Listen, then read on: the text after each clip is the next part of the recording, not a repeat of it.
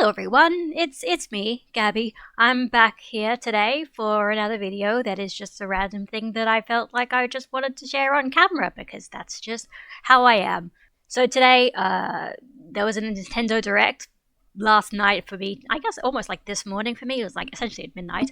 I looked at it this morning and I found out there's not a new Danganronpa game, it's a new Tokyo Games game project thing that has been announced, which is very cool. For a quick sort of overview of what I'm talking about, so Tokyo Games is essentially like, from what I can tell, it's kind of like almost like an IP studio, just sort of an intellectual property, sort of coming up with ideas studio that's made by Kazutaka Kodaka, who's the creator of Danganronpa, Kotaro Uchikoshi, who is the creator of Zero Escape, Masafumi Takada, who's also a composer, who was also the composer for Danganronpa, and Ruiko Matsuzaki, who's the main character designer for Danganronpa.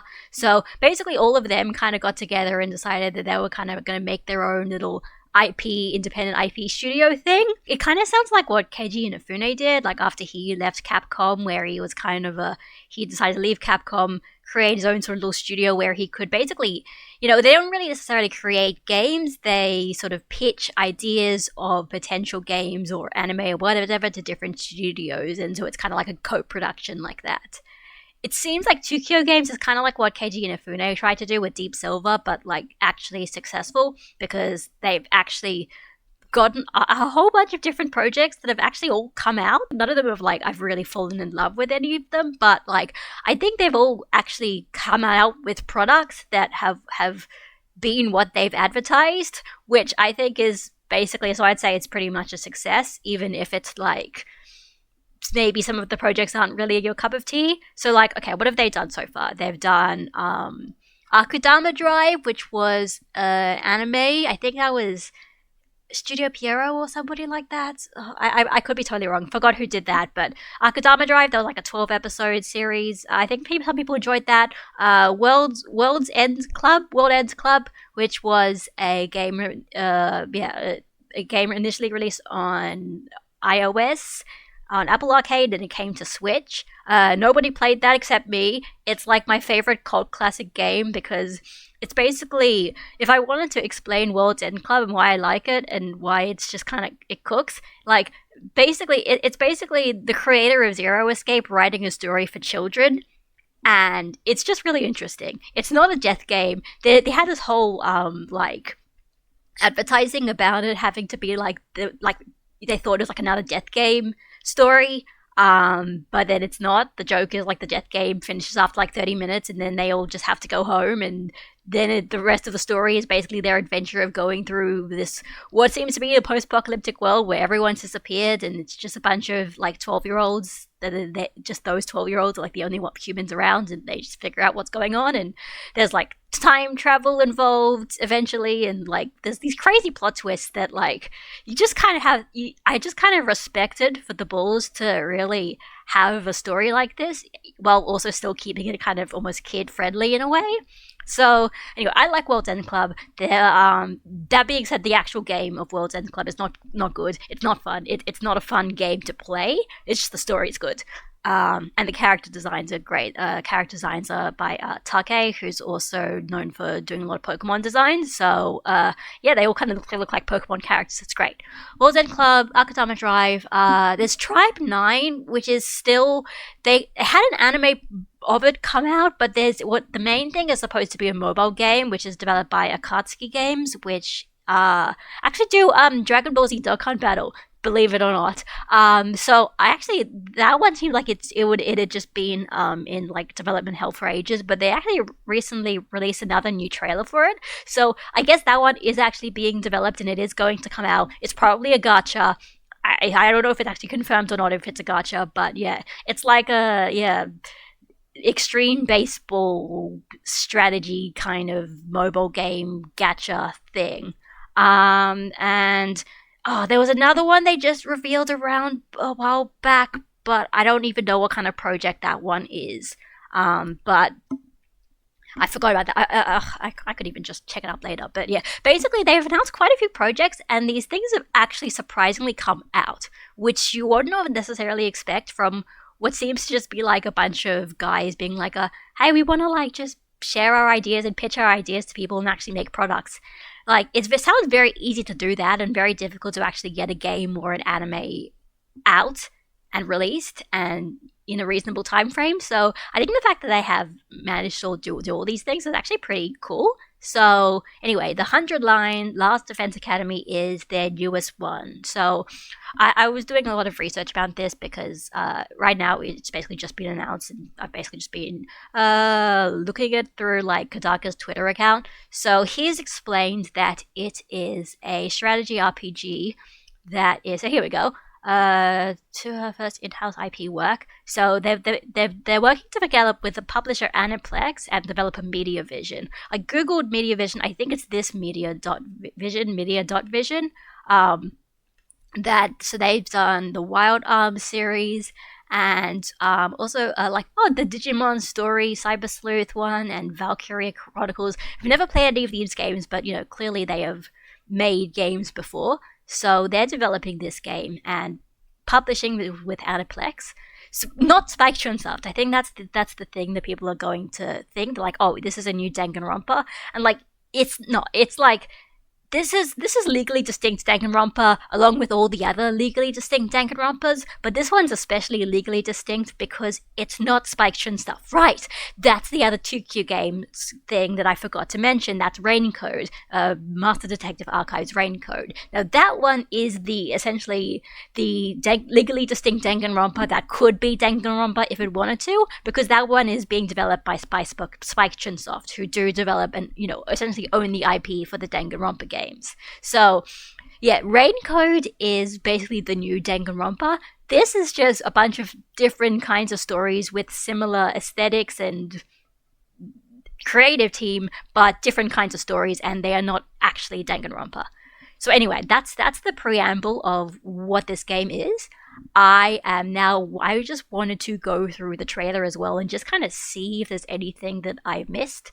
And yeah, just kind of go through it and try to figure out some stuff about it because yeah, it sounds interesting. And as you can tell, I apparently know a lot of the preamble of this stuff. Like, I imagine there are like Danganronpa YouTubers who are probably trying to make videos like this and have not done any of this research and don't understand any of this stuff. So if that's the case, well, hopefully some people get educated from this. So let's anyway. I'm gonna make the audio probably be pretty quiet because I don't want to get what's the word?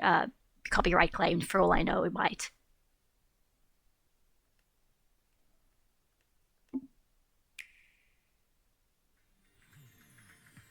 So this is the original one that came from the Nintendo Direct.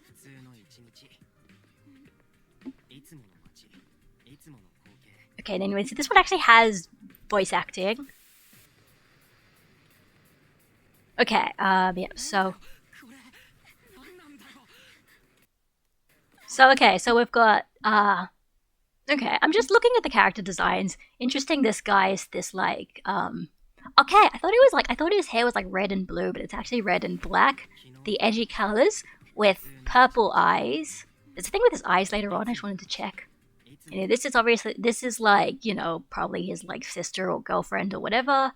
Do they have, like, are they, like, in the same school? Probably, because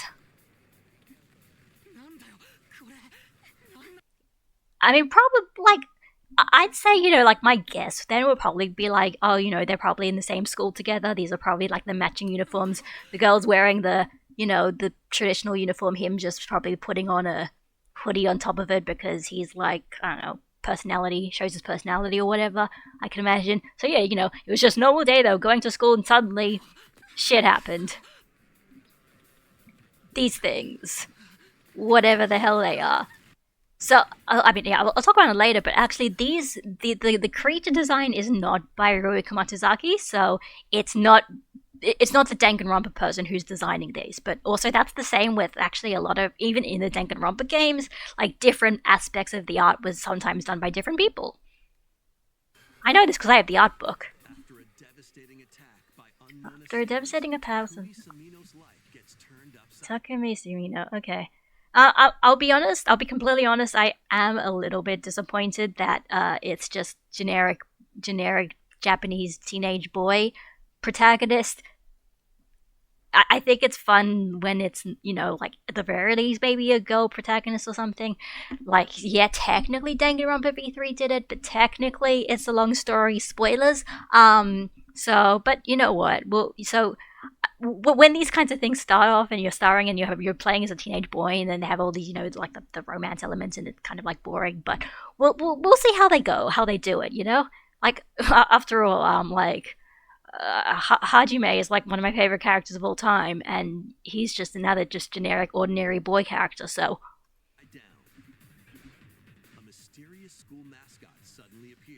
see, this is Kamatozaki design. You just kind of know because it is like it's so ridiculous. And while Takumi manages to get out of harm's way, he's then forced to enroll. Let me just check. I just wanted to. It's funny. This is very. It is very Danganronpa, not just because of the. Oh, hey, look. There's shutters on all the windows and everything, kind of like how Danganronpa they bolted all the windows shut, but that was for a different reason. It's the end of the world, so everybody's cooped up in the middle of the school. Spoilers for the end of Danganronpa 1, I guess. It has a little clock tower at the top there, kind of like Hope's Peak Academy, which is also like that because it's kind of based on the University of Tokyo building. You guys know I know a lot of random stupid facts about Danganronpa as well as all of my other hobbies. He's then forced to enroll at the last defense academy. But yeah, so this is okay. All right, here we go. Here, so this is the thing I wanted to talk about because like the moment you just basically look at the UI here, right? It is so it's so Danganronpa, and that's what when I say it like that, I don't mean that in a kind of demeaning way. I mean it just like that. It's very much the same creative team, and that probably one thing I actually realized from playing World's End Club is that also had a very sort of stylish UI. It very much a sense of aesthetic in the UI, a very stylized UI, and I get that. I don't know, maybe it was like in an interview or somewhere, but I think that is kind of like Kodaka's supervision. Like he likes having this sort of very stylish sort of UI, stylized sort of just kind of everything of just going through the game. So it just kind of feels unique. So yeah, anyway, let's just... The other thing that's also very Danganronpa, this environment here of just the benches and the school stuff and it just... even the shutters of the window. Obviously, there's a lot to go through here. I could imagine you could click on things. This environment as well with this kind of electronic, like sort of blackboard thing is very much like Danganronpa V3 did that kind of as well. So obviously, I think those like the shutters. This little clock here, I think, is sort of. So it's like 99, so it's saying the 100 line, and then you have to go through 100 days. So I guess obviously that's going to tell you like how many days are left or whatever. Who knows what all that other stuff is. This kind of like Jap satirical aspect of it. It's like, oh, and now everyone's in Japanese high school. But yeah, look, see how the way everybody loads in like that, it's interesting, right? And also, yeah, okay, here as well, this is also great because, so they're saying in the thing that there's like 15 other students and also, 16, like in Danganronpa, it's a similar, cast number, and actually from here we can actually see the full body portraits of a lot of these characters so far. It's 1, 2, 3, 4, 5, 6, 7, 8, 9 already, and I guess the main character is 10, so that's like basically 10 out of 16 of them already. We've actually got a pretty good idea of this cast, so I kind of just wanted to go through some of them, maybe seeing if we can kind of like I want to see if I can typecast the characters, right, based on some of this stuff, because now these characters, not sure whether or not they're going to be like ultimates or they will also probably have a gimmick. So the gimmick, we can see if we can typecast them for their gimmick, whether it will be like a school personality or if they actually do have some kind of skill that's used. So this guy here on the very left is clearly some kind of sort of gangster, maybe kind of like not gang. I don't know what you call it, like delinquent type. He's very clearly a delinquent type. He has the no shirt and the kind of binder things. I don't really understand the history behind all that, but yeah, that's I've been using like kind of delinquent characters, and he's got white hair, so very likely delinquent. Then we have this little the typical like Kamatsuzaki seems to like doing it where just like everybody has like similar faces, and then there's just the one character who's completely the silhouette is completely off from everybody else. It looks very weird and jarring, but like he just kind of accepted that that's just kind of the art style. So this time it's a very short person. Sometimes you have really big tall people like Sakura and Danganronpa 1. Sometimes you have short people like Ryoma and Danganronpa V3. It's just the arts. It's just the style. It is not like they do this because they're checking off a checklist. It's just because this is just the style that they like doing. So obviously, not sure if this is a boy or a girl. They've got some kind of almost like Mickey Mouse ears. So, I can imagine that, this is like maybe like the timid one, Then we have two girls here. Actually, I'm kind of zooming in my browser. I don't know if you can see that on my... Anyway, whatever.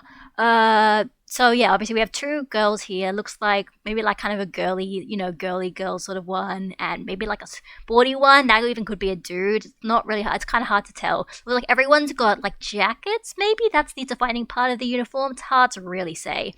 Now this white-haired person with the sort of this person in all white seems to be maybe they might be a major character, just given that like how much their silhouette stands out from everyone else, given they're kind of like all in white. It's almost making me wonder if it's almost like a Kamida vibe, where like maybe they're like you think that they're a companion, but like they're actually something more complicated in the plot. Who knows? This girl, I think it's a girl. You really can't tell, but this character also seems like gives kind of like major partner vibes. Also, just given that like the proximity, they are like right there in the center of the room, so it's one of the first people you'll talk to. So people like cool, aloof people with glasses. There, it looks like just some kind of that person just looks like just kind of like a plain dude, maybe like a sporty type. And then we have the girls. I mean, it is kind of it's interesting. I think there are some people maybe who criticize Danganronpa designs potentially for like a.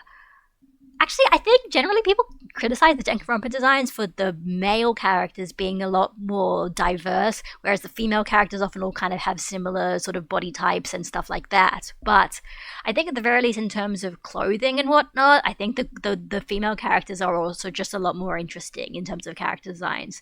So here we have, a kind of dark-skinned, white, light-haired person with fashionable, stuff. This is very clearly a Gyara type. Junko Onishima is also a Gyara type. Gyara is obviously just known for having like tan skin because it's just the fashionable style. And then we also have this girl. There's a better view of her later, but she looks like it's the insane type. I saw a tweet just before this of being like looking at this character and being like, if this was in like 2020 when it was peak Danganronpa TikTok peak. People on TikTok would have exploded for a girl like this because she just looks insane, and teenagers on TikTok love talking about how mentally insane they are. So I guess that's just my general view. Let's just see what else we get from this. 15 other students. So okay, here we got a better view of this guy. Probably a guy. It's probably a guy. Like he's got the glasses as well, so he's probably like a teacher's pet type. It just kind of gives off that vibe, and like I'm typecasting them, but like it's essentially the mark of a good character design if I can say these things, and then that's actually what their character is like. At least for something like this, where everyone's characters are often just kind of either they are kind of exactly what you expect, or it's like the joke is that there's a joke that they are the opposite of what their design like looks like. So. I think that's a girl then in the end. This blue hair one seems kind of nice. Cool looking girl. Okay. Oh, interesting. Okay, so this person's got a shirt with some weird kind of mascot on it. Very weird sort of mascot. Weird sort of hat. Actually kind of reminds me of Jotaro a little bit, where it's like his hat and his hair are kind of like the same thing, sort of, or very similar. I guess my guess would be like this would be kind of like a Kazuichi Soda sort of coward sort of character, but could be completely wrong. But also, this thing is just a thing of him freaking out, so I'm like, oh, it's probably like Kazuichi Soda. Oh, okay, here's a better view of everybody as well.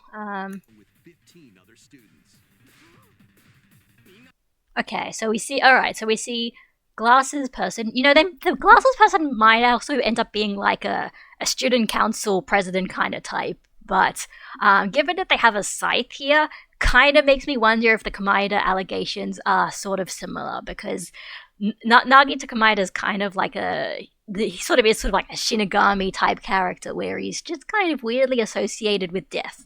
So maybe, like I said, could be completely wrong. This is just my random guesses. Okay, and so yeah, he's got obviously everyone's got like their own unique weapon. He's got like a sword because he's the main character. That sword looks like it's got sharp edges on the other part of it, which part we actually hold, which seems difficult, like just annoying. There's a character here on the side with also like a chainsaw swords over there, and yeah, here's the weird, crazy blue-haired girl who I can imagine there's going to be so much cosplay of. Who I can't really see. Oh, is that her weapon there? She's got like some kind of like flail thing, potentially. Can't really tell for sure. That is a enemy. And obviously these are the little guys. Actually, wait, I can get a better view from here. Oh, this actually, I was like, I know who these, I can see what these characters are. So, okay, so that looks like that's the main character. Looks like, yeah, this, oh, and look on the side as well, there you can see them. That's good as well. Having the fact that the main characters are he's got like, okay, so it's red and black, not red and blue. But if that was like a blue stripe of hair there, I would have been. This is giving me major Fire Emblem Engage vibes. Okay, but all right. So there's 4 characters in this party at the moment. You've got AP, so obviously probably action points of how many things you can do per turn until it's the enemy's turn. There's waves, select destination, voltage, whatever that means. Could be like a super move thing. So okay. So that's the main character. Here is this, it looks like it's the white-haired guy, and I thought it was right. He's obviously some kind of delinquent in that he's got a motorbike because, all delinquents have motorcycles or they're part of like a biker gang or whatever. At least the stereotype as part of the Japanese stereotype, Japanese high school. So yeah, see, he travels around the motorcycle and looks like he attacks. He attacks with the motorcycle, but he's also got like some kind of bat with nails on it, another just standard delinquent thing. Okay, oh great, so there's some better views here as well. Oh no, these are still no, there's some new characters here. But yeah, like most of these characters are the same. You can see there's 2 girl. I think that's a girl, probably a girl, that guy. The only new ones looks like there is, that's the same character. That's the same like Gyaru Tan girl and the sort of main mascot character. So that's still the same characters. Fridge, and then there's stuff in Japanese. Here it is, the school cafeteria. I mean, it literally says on the. Interestingly enough, that it looks like the personal narration there doesn't have the dialogue box of the person there, whereas I think in the other ones it did have that. Let me just go. Yeah, see, they had the question mark is the characters when you get introduced to them, whereas the internal monologue here. So yeah, it's in blue text, so you know it's internal monologue. But interestingly, it doesn't have the person's name there. Makes you wonder maybe then that's not their real name or something, or it's some kind of crazy twist. Listen, Uchikoshi is helping direct this, and that. When there is a protagonist and they don't give you all information about the protagonist, you can't take anything for granted. It could be a massive twist somewhere. Okay, and so it looks like this is probably your way of navigating around. Gives me very Danganronpa 2 vibes. I can imagine you just hang on, let me go back for a second. I can imagine you might just press the left and right buttons to sort of go forward to the next area potentially. Or it could just be walking left and right like a side scroller. But yeah, That's Danganronpa 2. That's how Danganronpa 2 handled its navigation. And they're doing the Vine thing stuff again, and this time they're doing a little ancient Egypt thing in the floors, which is, once again, very Danganronpa vibes, where every floor is just a different gimmick for kind of no particular reason. And here we have a person. Here we go, Darumi Amemiya. It's very funny that it feels like they specifically chose this character because they know that social media is going to go insane for this character because she looks insane. Danganronpa fans love the insane looking characters, and here she's got blue hair, just like a weird half mask thing, like a Joker smile, crazy makeup eyes, with just looking like she's got like black teardrops down her face and a safety pin and another giant safety pin in her dress and lines that almost look like she's being wrapped up in a straitjacket. People are gonna love Darumi, and she hasn't even had anything yet. I think that's his way of encouraging you guys to join the fight. Okay, that could mean anything. Probably talking about the mascot, potentially doing something weird, and then they're saying, "Oh, they're probably trying to encourage you."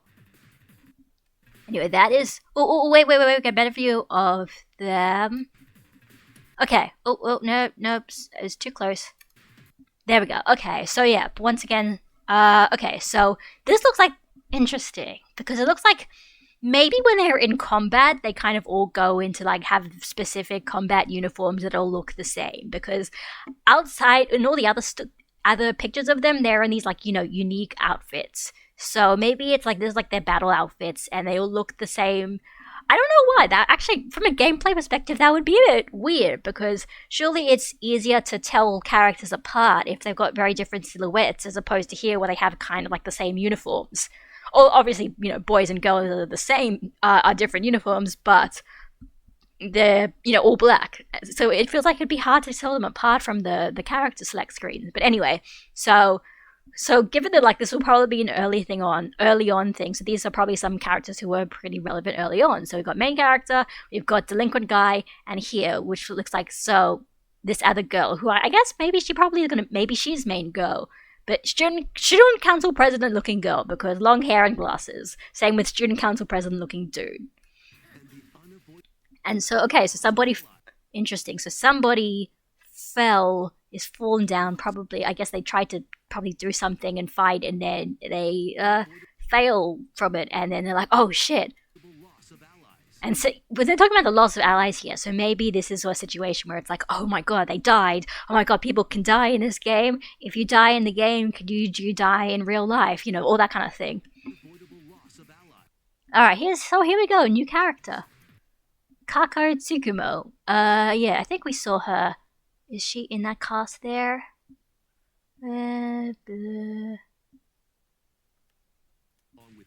Yeah, she's there, this character.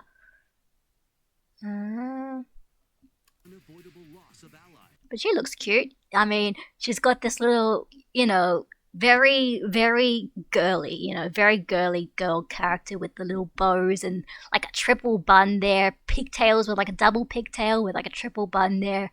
I can imagine she's also very famous and probably easy to cosplay. Well, that bun hairstyle, it sounds very difficult to do, but cosplayers always find a way. That's kind of the point.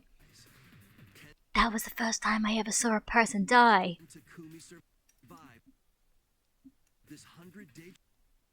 Okay, and then interesting is there's a thing where characters have red eyes, but I don't know from what perspective that is. Actually, no, because the main character is also there, I think. Wait, does he have is that a main character? 2, does he have an ahoge? 2A, does main character not have an ahoge naturally? And then when he has this sort of weird, sort of almost battle mode, nope, he has an ahoge.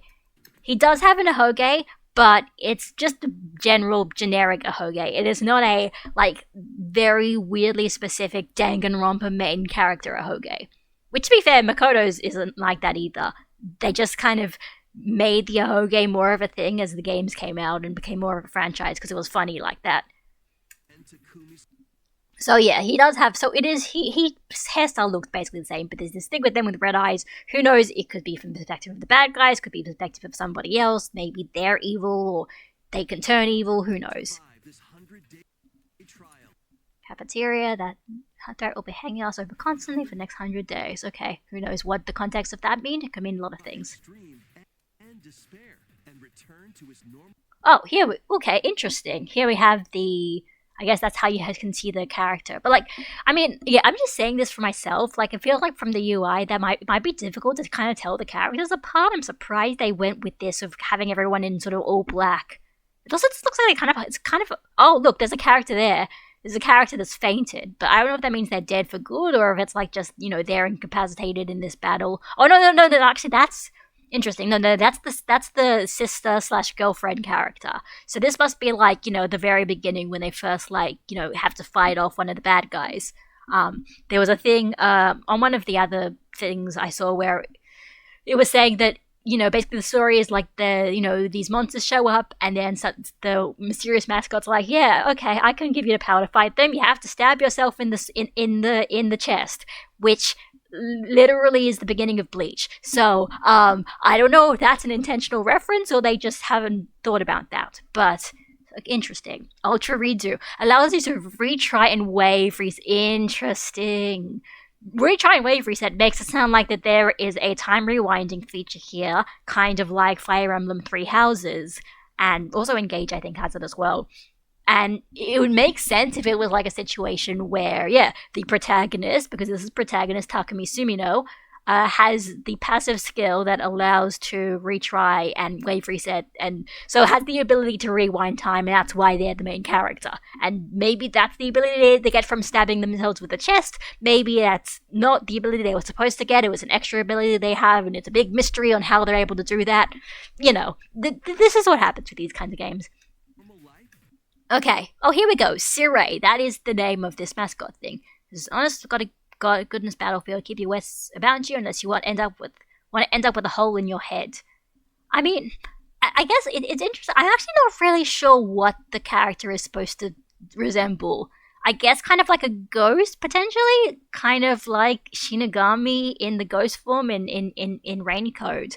But it's interesting that they have an exposed heart and brain. Well, not exposed, but like transparent, and you can see that. I don't know what that's supposed to symbolize. Also, they have the bucket hat, kind of like Yuma's hat from Raincode as well, but like, that's probably just a coincidence. Heck, I mean, even Edmond Dantes from Fate Grand Order, which is also designed by Rui Komatsuzaki, has like a bucket hat like that. So it's probably maybe Komatsuzaki just likes those kinds of hats. Okay, so it looks like this is probably like a, you know, could be a close-up of like a critical hit thing, or just a, ooh, that's nice. I like that splash screen like that. I like that, like it transitions into the like sort of almost like the CG like that. I think that's very cool.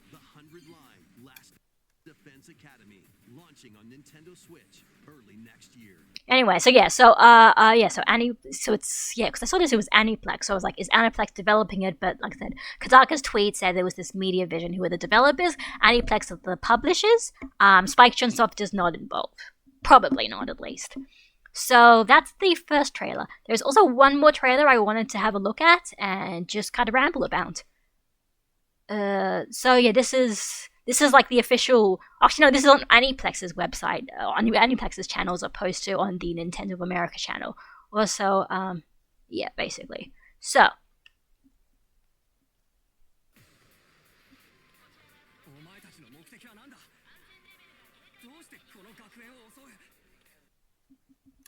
I like that there's subtitles on this as well, so. Oh, yeah, wait. I don't know. No, I don't know if that's the same character. Does she have that sailor outfit? No, because she's. This girl is different because she has this sort of blazer. It doesn't look like she has that kind of outfit. So, this obviously, they get introduced by seeing them choking the life of this other person, this other girl they've never met before, in this sort of stereotypical sailor outfit. Okay, battle start. That's this thing again. 100 days. Hey, what gives? It said. That's the same. Okay, interesting. So yeah, this is obviously after they, yeah, stab themselves in the chest. They're just like, here goes nothing.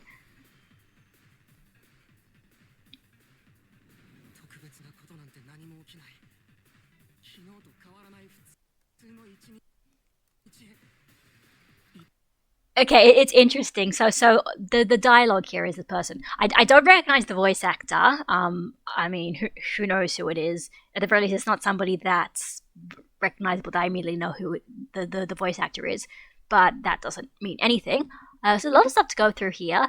But it's interesting. Essentially, this main character's narration is just like, oh, I was just an ordinary person, and now I'm, nothing crazy happened to me. Now this crazy stuff is happening to me. Very kind of generic, uh, kind of dialogue for a kind of a character like this, a situation like this. But it's, it gets the point across, and it's kind of like a, it's like a. It's a very trailer thing to do, to be like, I was just an ordinary person and now I've been trapped in this crazy situation. Oh my god, what am I going to do? So anyway, back here. That's all the same. We get a better view of this sporty gyro girl. Actually, yeah, and I didn't realize now what with the, I don't know, like the sort of the short top and the sort of baseball cap and what almost looks like actually a place to put your, iPhone while you're running or something.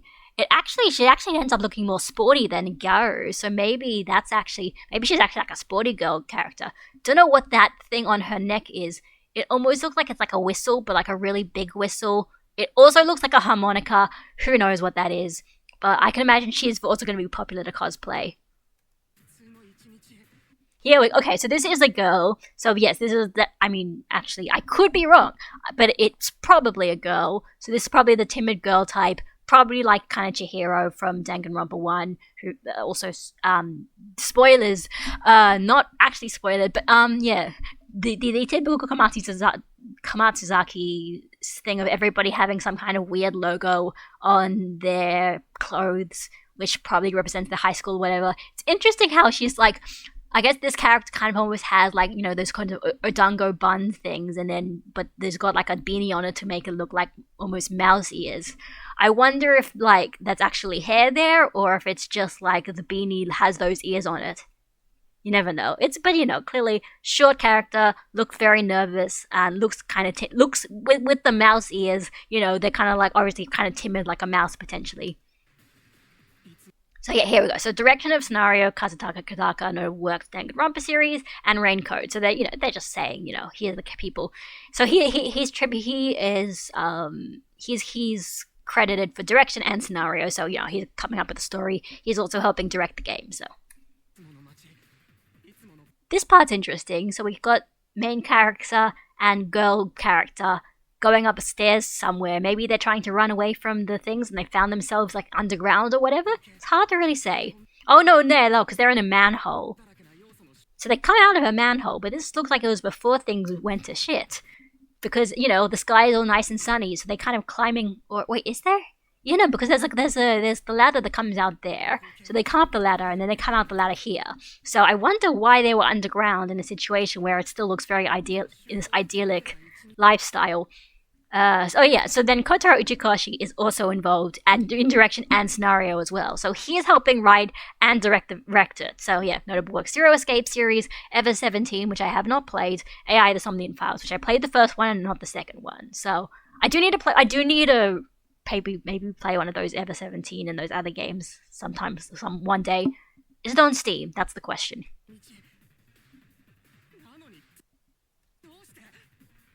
He's just running away from something. So character design is Uruka Matsuzaki. Creature design here is Shima Doriru, which is interesting. This notable works Fate Granddaughter. Because I actually play Fate Granddaughter, I actually do recognize this artist's name. I do know. I have seen some of their stuff in Fate Grand Order. I don't actually like their art that much in Fate Grand Order, but those are like character designs, and creature designs are obviously kind of different anyway. Interesting to see some Masafumi Takada, he's listed here as audio director. So I don't know what that means, that maybe he's not actually composing any of the music himself. He's just like supervising. I don't know for sure, but I wonder if that's the case.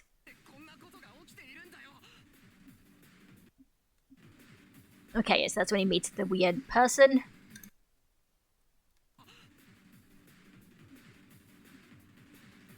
Now, what did he mean? What is that about? What's there to think about? Oh, okay, so that's probably what's the word? A response to that person. And go back to this thing. Yeah, this. Okay. Oh, actually, I don't think we saw this. I can't remember if we saw this before, or we did. I didn't notice. So obviously, it's okay. So she's the. I think that's like the blue hair. No, that's. Oh, this is the crazy blue hair girl. I think because she's got the blue hair. So her looks like her powers looks like it. What it honestly looks like is it looks like Gilgamesh from Fate series, and he's doing the Gate of Babylon and just like summoning a bunch of swords from Hammer Space. Um, but maybe that is essentially what she's got, like these swords that she can summon around and follow her. Then we have the student council president girl. Looks like she's got a big axe, so that's cool. Yeah, this is the same thing we saw before. Oh, here we go. Oh, well, this is the sort of similar thing, but yeah, garage there. So, obviously that's just an area you can go to. This is the cafeteria again. Yeah, here we go. Here is the student council president type. Interesting. She looks cool. Obviously, she looks very cool. Obviously, she's got this like leather jacket. She has the red eyes and glasses combination, kind of like Peko Pekoyama from Danganronpa too. But yeah, I think the idea is to have this very sort of intense look to her.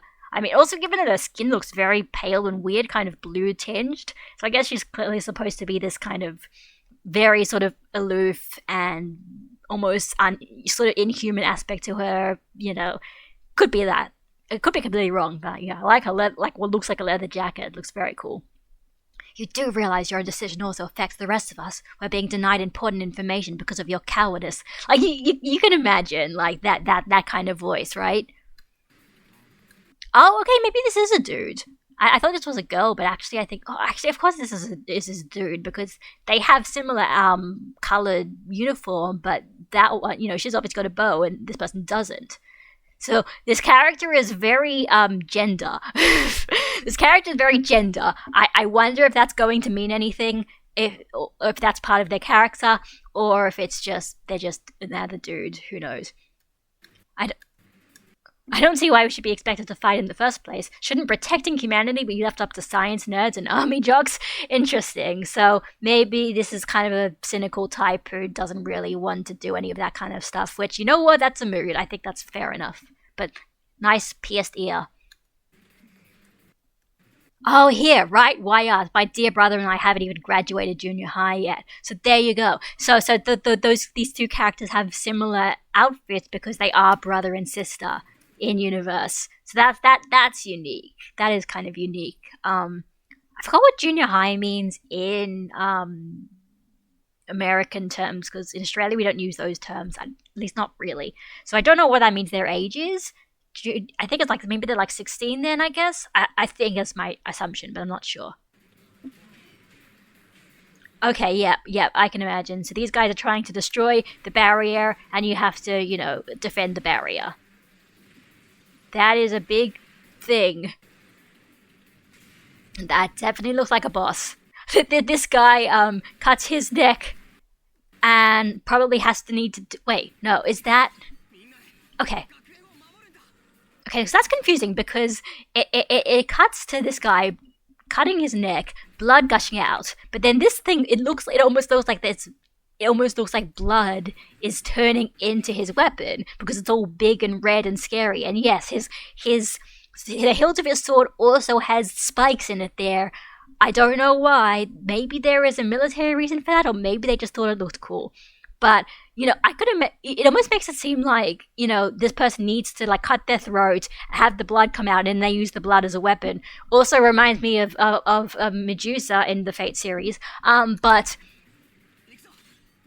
I wonder if that's the case for the bad guys as well, and for the good guys. If it's actually, it would make sense because, like, given that he had to stab himself in the chest, right? So blood's probably going to come out. So you can it's almost like that blood becomes his sword or whatever.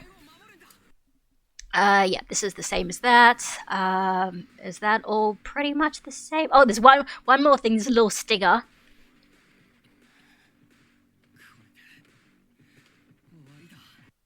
Ooh, okay, I'm glad I paused on this because there's a lot here. Okay, So obviously this is the same similar thing before where it's this weird red view of everybody, red tinted view where everyone's got creepy red eyes, although it looks more purple here. So it looks like, but this is the thing where they've got like some kind of dagger with some kind of kanji written on it. I don't know what that is that's glowing, and so he has to stab something with that. And the fact that that is the final teaser makes it seem like it's a very sort of out of character, big revelation to the plot that shows that this thing isn't as simple as it seems. And there we go. Then there is this, yeah, show some of the characters there. Honestly, I would probably have to, maybe, I have the Steam page open, maybe I can get a better view of this art, but yeah, that's basically the two trailers. I'm actually, yeah, I'm good. I feel like I did have a lot to talk about from all of that. So, okay, that's is there, I'm trying to see if there's any big picture. That's the same as that. That's the same.